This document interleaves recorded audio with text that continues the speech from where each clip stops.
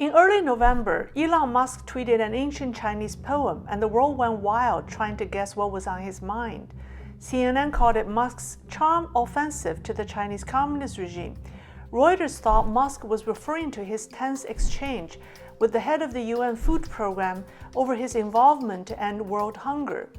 Fortune magazine believed that the poem had to do with the rivalry between two cryptocurrencies, one of which is championed by Musk.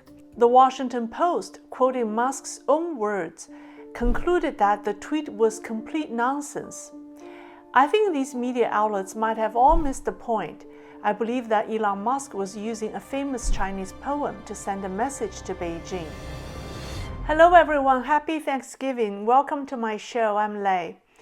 The poem Musk quoted was written by a famous Chinese poet when his brother, the ruler of the Wei Kingdom, became jealous of his talent. The king demanded his brother write a poem while taking only 7 steps. If he couldn't write a poem within 7 steps, he would kill him.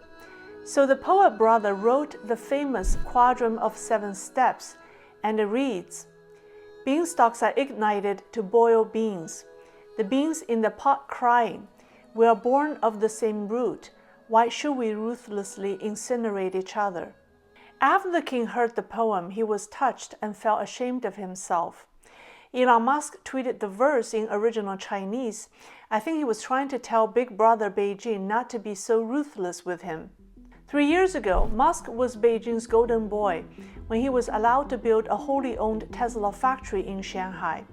After obtaining more than $2.3 billion in loan from Chinese banks with low interest rates that only state-owned enterprises could enjoy, the Tesla Shanghai plant delivered its first Model 3 in less than a year. China has become Tesla's second largest single market, and Tesla's stock price kicked off subsequently. However, things started to turn sour between Musk and his big brother as Tesla's good luck in China ran out. In February, Tesla was called on by a group of Chinese regulators for talks over quality issues. In April, a woman at an auto show climbed on top of a Model 3 and put on a show against Tesla, and the video went viral. By the way, the woman reportedly used a badge from the supplier of Nio Auto, Tesla's Chinese competitor, to enter the auto show. Then in June, nearly all Tesla cars built and sold in China were recalled over concerns about the cruise control system. In order to save the relationship, Musk kissed up to Big Brother on the eve of the Chinese Communist Party's centennial anniversary.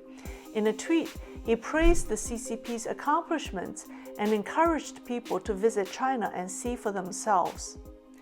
I think it's too late for Musk to do anything now. Musk and Tesla are trapped in a premeditated attract, trap, and slaughter scheme set up by Beijing. Even mainland Chinese know this.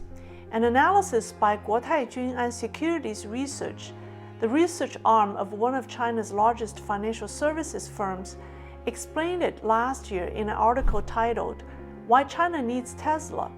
The article stated that the weakest link in China's EV industry was total vehicle assembly.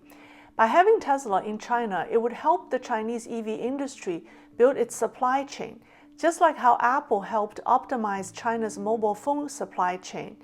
Without Apple's manufacturing in China, Huawei, Oppo, Vivo, and Xiaomi wouldn't be where they are today. By the way, I explained how Tesla entered the Chinese market in my previous videos. You can take a look for more information. So, now that this goal has been accomplished as Nio and a handful of Chinese EV makers have been established, Beijing has transitioned its relationship with Tesla from trap to slaughter. Back in March, the Wall Street Journal reported that Beijing had conducted a security assessment of Tesla cars. The regime is concerned that the cameras in Tesla could record images at all times and the data sent back to the U.S. It has therefore restricted the use of Tesla cars by military personnel and employees of key state-owned enterprises. Tesla cars have been banned from neighborhoods where the families of people working in sensitive industries and state agencies live. Reuters reported in May that officials from at least 2 government agencies in Beijing and Shanghai had received verbal instructions not to park Tesla cars in their office areas. The China Meteorological Administration had told employees not to buy Tesla cars, and those who have bought them should get rid of them. For Musk, Tesla is not simply an electric car, but an AI system that can drive itself. Data collection and application are central to its technology. Tesla vehicles are equipped with 8 cameras and 12 ultrasonic sensors to collect driving data to train its optical neural network and improve algorithms. But the amount of data collected by Tesla's cars is a threat to Beijing. In another Chinese article called Tesla's Data Collection System a Data Monster, the report accused Tesla vehicles of being intelligence terminals on the move, capturing data wherever they go and sending it back to the U.S. The article also claimed that when Musk's SpaceX Starlink program goes live, it will be able to control vehicles via satellite and could carry out an assassination through a car crash. The article concluded, all countries need to be wary of Tesla. However, Tesla has promised that the data collected in China would stay in its data center in China, but this isn't secure enough for the regime. Back in May, Li Tianhang, a Chinese cybersecurity expert and lawyer, said that even if Tesla keeps its data center in China, it is only physically located there, and China still lacks legal regulation for the cross-border flow of data. 2 weeks later, in mid-June, the CCP's National People's Congress passed the data security law to further regulate data processing activities. On August 2nd, it passed the Personal Information Protection Law, restricting cross-border flow of personal data.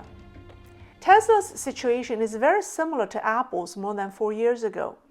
A month after the implementation of the CCP's cybersecurity law in June 2017, Apple announced the construction of its iCloud data center in China.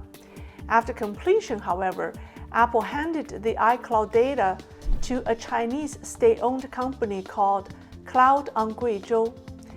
The world is now concerned that Tesla will follow Apple in finding a Chinese state-owned enterprise to collaborate with. Beijing might ask Tesla to set up a new company for handling data, jointly managed by Tesla and a Chinese company appointed by the regime.